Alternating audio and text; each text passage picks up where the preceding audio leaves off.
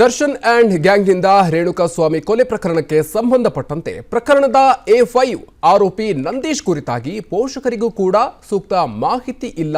A5 Nandish Mandya ತಾಲೂಕಿನ ಚಾಮಲಾಪುರದ ನಿವಾಸಿ.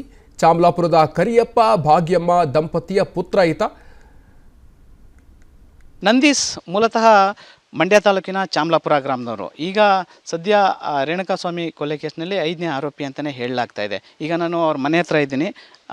ಇದೇನು ನೋಡ್ತಾ ಇದ್ದೀರಾ, ಇದು ಅವರ ಮನೆಯ ಪರಿಸ್ಥಿತಿ. ಅವರ ಹೆತ್ತವರು ಹೇಳೋ ಪ್ರಕಾರ ಆತನಿಗೆ ಒಬ್ಬ ಅಕ್ಕ ಮತ್ತು ಈತ 2ನೇ ಮಗ ಆಗಿರ್ತಾನೆ. ಜೊತೆಗೆ ಮನೆ ಜವಾಬ್ದಾರಿ ಅವನಿಗೆ ಸಂಪೂರ್ಣವಾಗಿ ಅವನೇ ನಿರ್ವಹಿಸ್ತಾ ಇರ್ತಾನೆ. ಯಾಕೆಂದರೆ ಈ ಮನೆ ನೋಡ್ತಾ ಇದ್ದರೆ ಇವತ್ತಿಗೂ ಯಾವ ಪರಿಸ್ಥಿತಿಯಲ್ಲಿದ್ದಾರೆ ಆತನ ಹೆತ್ತವರು ಅಂತಕ್ಕಂಥದ್ದು ಗೊತ್ತಾಗುತ್ತೆ. ಈಗಲೂ ಕೂಲಿ ಮಾಡಿಕೊಂಡು ಬದುಕ್ತಾ ಇರ್ತಕ್ಕಂಥ ಜನಗಳು. ಹೀಗಿರ್ಬೇಕಾದ್ರೆ ಹೊಟ್ಟೆಪಾಡಿಗಾಗಿ ಆತ ಕೇಬಲ್ ಕೆಲಸಕ್ಕೆ ಅಂತೇಳಿ ಬೆಂಗಳೂರಿಗೆ ಹೋಗಿದ್ದ ಅಂತೇಳಿ ಹೇಳಲಾಗ್ತಾ ಇದೆ. ಆದರೆ ಘಟನೆ ಬಗ್ಗೆ ಸಂಪೂರ್ಣವಾಗಿ ಇವ್ರಿಗೇನು ಗೊತ್ತಿಲ್ಲ. ಈಗ 5ನೇ ಆರೋಪಿ ಅಂತಲೇ ಹೇಳಲಾಗ್ತಾ ಇದೆ. ಇದಕ್ಕೆ ಸಂಬಂಧಪಟ್ಟಂಗೆ ಅವ್ರ ತಂದೆ ಇದ್ದಾರೆ, ಅವ್ರನ್ನ ಮಾತನಾಡಿಸ್ತೀನಿ. ಏನು ಹೇಳ್ತೀರಾ ಕರಿಯಪ್ಪನವ್ರೆ? ನಮಗೆ ಗೊತ್ತಿಲ್ಲ ಕಾಣೋದು. ಏನು ಮಾಡ್ತಾಯಿದ್ರು, ಕೇಬಲ್ ಕೆಲಸ ಮಾಡ್ತಾವನಿ ಅಂದರು ಅಷ್ಟೇ. ಬಾಕಿ ಇದೇನು ನಮಗೆ ಗೊತ್ತಿಲ್ಲ. ನಾವು ಇನ್ನೂ ಸುಧಾ ಅವ್ರನ್ನ ನೋಡೋಕ್ಕೂ ಸುಧಾ ಹೋಗಿಲ್ಲ ನಾವು.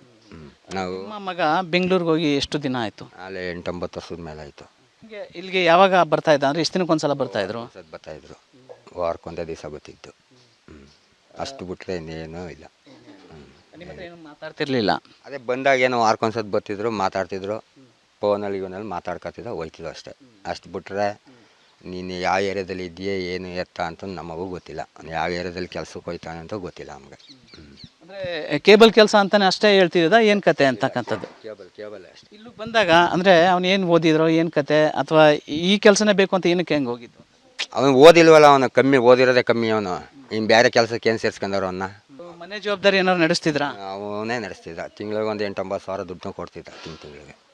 ಅಷ್ಟು ಬಿಟ್ಟರೆ ಅವನು ಯಾವ ಥರ ಕೆಲಸಕ್ಕೆ ಹೋಯ್ತಾವನೆ, ಅವನು ಯಾವ ರೂಮಲ್ಲಿ ಇದ್ದ, ಅವನು ಯಾವ ಏರಿಯಾದಲ್ಲಿ ಇದ್ದ ಅಂತಲೂ ಗೊತ್ತಿಲ್ಲ ನಮಗೆ. ಹತ್ರ ಕೆಲಸದ ವಿಚಾರವಾಗಿ ಏನೂ ಮಾತಾಡ್ತಿರ್ಲಿಲ್ಲ. ಕೇಬಲ್ ಕೆಲಸ ಅಷ್ಟೇ. ದರ್ಶನ್ಗೆ ಸಂಬಂಧಪಟ್ಟಂಗೆ ಅಥವಾ ನನಗೆ ಅವರು ಸ್ನೇಹಿತರು ಅಂತ ಏನಾದ್ರು ಹೇಳ್ತಿದ್ರೆ, ಅವ್ರ ಹತ್ರ ಕೆಲಸ ಮಾಡ್ತಾ ಇದ್ದೀನಿ ಅಂತ ಏನಾರು? ನಮಗೆ ಗೊತ್ತಿಲ್ಲ ಅದು. ನಾವು ಕೇಬಲ್ ಅವನ್ ತವೀವನಿ ಇವನ್ ತವೀವನಿ ಅಂತ ನಮ್ಮ ಜೊತೆ ಹೇಳ್ದವರು ಅಲ್ಲ, ನಾವು ಅದ್ರ ಸುದ್ದಿ ಕೇಳ್ದವರು ಅಲ್ಲ. ಈಗ ಈ ವಿಚಾರ ನಿಮಗೆ ಯಾವಾಗ ಗೊತ್ತಾಯ್ತು? ಈ ಥರ ನಮಗೆ ಗೊತ್ತಾದ್ದು ಮಂಗಳವಾರ 5 ಗಂಟೆಯಲ್ಲಿ. ಏನಂತ ಯಾರು ಹೇಳಿದ್ದು? ಯಾರೋ ಫೋನ್ ಮಾಡಿದ್ರು, ಹಿಂಗೆ ಯಾರೋ ಮಂಡ್ಯದ ಹುಡುಗ ನಂದೀಶ ಅಂತ ಇದು ಮಾಡೋರೆ ಅಂತ. ನಾವು 5 ಗಂಟೆಯಲ್ಲಿ ನೋಡಿದಾಗ ಗೊತ್ತಾಯ್ತು ಅಷ್ಟೇ. ಅಷ್ಟು ಬಿಟ್ರೆ ನಾವು ತಿರ್ಗಾ ಗೊತ್ತಾದ್ಮೇಲೆ ಸುಧಾ ನಾವು ಹೋಗಿ ಅವ್ರಿಗೆ ಕೇಳಲಿಲ್ಲ, ನಾವು ಹೇಳಲಿಲ್ಲ. ನಾವು ಎಲ್ಲ ಅವನೇ ಅಂತ ಒಮ್ಮೆ ನಾವು ಎಲ್ಲ ಅವನೇ ಅಂತಲೂ ಗೊತ್ತಿಲ್ಲ ನಮಗೆ. ಏನು ಹೇಳೋಕ್ಕೆ ಇಷ್ಟಪಡ್ತೀರ ಒಬ್ಬ ತಂದೆಯಾಗಿ ಈಗ ನಿಮ್ಮ ಮಗನಿಗೆ? ಇಷ್ಟೇ, ಇನ್ನೇನು ಹೇಳ್ಬೇಕು, ನಮ್ಗೆ ಗೊತ್ತಿರೋದು ಹೇಳ್ತಾರೆ ಅಷ್ಟೇ, ನಮ್ಗೆ ಏನೂ ಗೊತ್ತಿಲ್ಲ. ಅಷ್ಟೇ. ಇದಿಷ್ಟು ನಂದೀಶ್ ಅವರ ತಂದೆಯ ಹೇಳಿಕೆ.